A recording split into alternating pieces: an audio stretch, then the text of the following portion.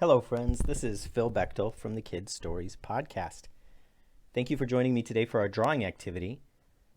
This drawing is taken from a story called The Origin of the Gloops Part Two. So if you haven't listened to that one, or maybe if you haven't recently, I suggest you go listen to it now and get that story fresh in your heads.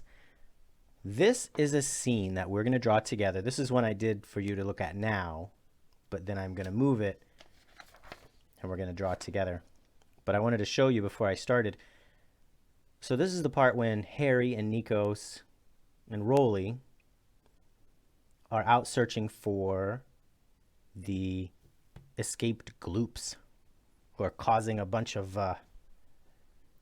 damage down here in the town of Pallyville. They're attacking the town of Pallyville. And they're up here, they're looking down. That's why these buildings and the Gloops are smaller, because they're far away. They're looking down upon the town. And this is the road that leads into town and that leads out of town over a hill. So let's get started. I'm going to move my paper. So you should have a paper and something to color with or draw with. So let's start with that hill that Harry and Nikos and Rolly were standing on.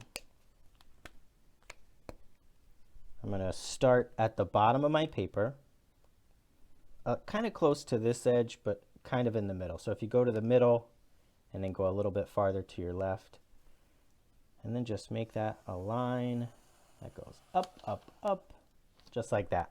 Your drawing is not going to look exactly like mine. So if it looks different, that's fine. We'll just keep going.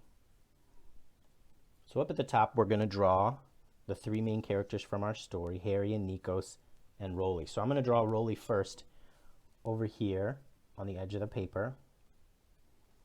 As we know, Rolly's a Gloop. He's a good Gloop, though. So I'm going to draw a circle. I'm going to draw two ovals for his eyes.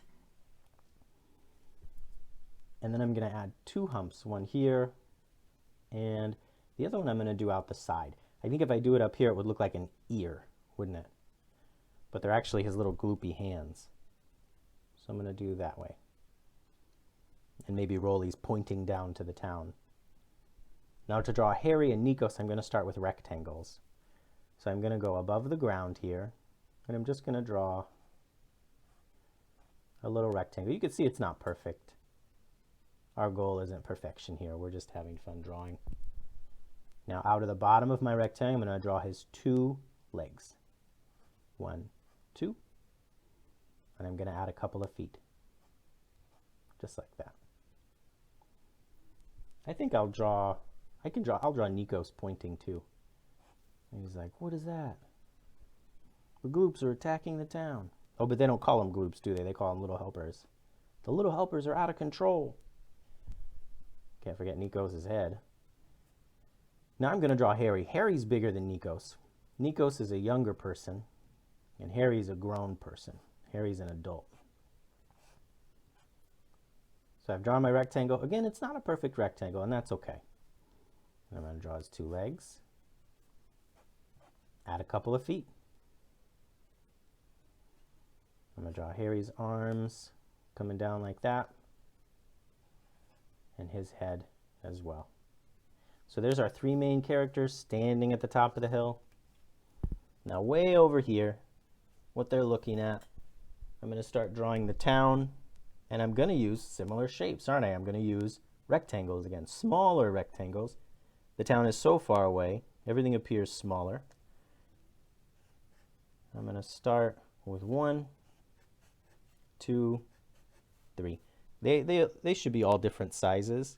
That's what we see in towns and villages. The houses don't always look the same. And I'm adding triangles to the top for the roofs. And maybe we can have, maybe there's a couple buildings that are just tall rectangles with no roofs, like an apartment. And we can add little squares to show that it's a window. And we can add a rectangle and a dot, just to make it clear that that's a building. Those little details give it all away. And I'm going to add another rectangle right next to this one. That's going to be skinny. I'll add a door and a little doorknob. Now we're getting more buildings. We're seeing that this is a town, right? And not just one house or a homestead. It's a whole little town. So add a few more squares or rectangles with little triangle roofs. I'm going to add one here like that, and I'm going to add a roundish roof like that, like it's a barn. And I'll put a square window in the top. And I'll put one of these curved doors in the front. So I think that's enough. Town buildings. I think we get our point across, don't we? That's a small village right there. Now I'm going to add the hill in the background. So we're going to just kind of add a bit of a curvy line way up at the top of the page just to show the horizon. That's where the land meets the sky, just to show another hill. The island where Harry and Nikos lives, it's a hilly island. So I'm going to just draw a big hump there, just kind of make it kind of wavy like that.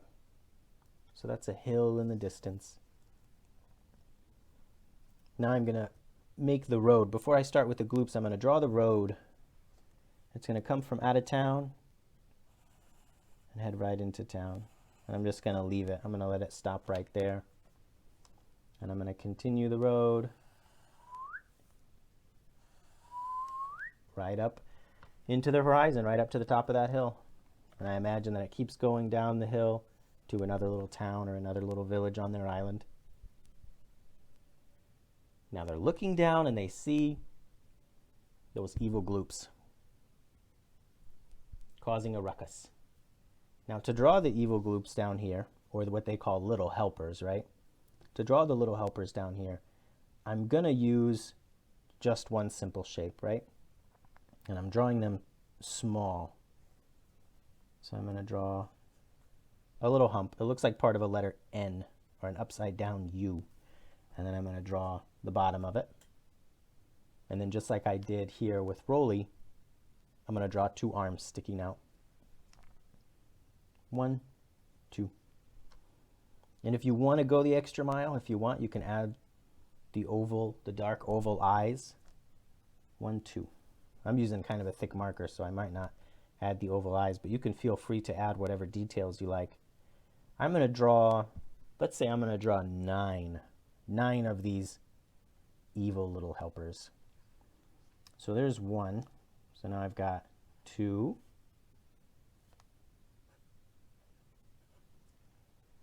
And then 3, 4, 5, 6, 7, 8, 9. And if I went too fast, you can pause. You can pause the video and catch up. Or if you don't want to do 9, you could do less. Or if you want to do more, you could do more. It's all up to you. I know that in the story there was more than 9. I think there were like 20 or so, maybe more. But I'm just going to get the general idea across here. So now that I've drawn this picture, I'm going to imagine. I know you saw when I showed you the first one, I'm sure you saw over here these words. I have 2 words written. I would. Because I want you to imagine that you lived here in Pallyville. And you woke up one morning, let's say you lived here in this building. You lived in, and you woke up and you looked out the window and you saw all these gloops and they were ripping your town apart and they were fighting the other villagers. What would you do? Would you grab a weapon and go help fight? Would you go check on your baby brother or sister?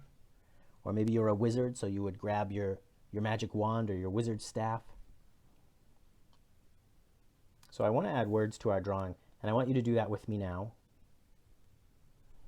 So let's draw those two words. Let's write those two words we started with in this hill.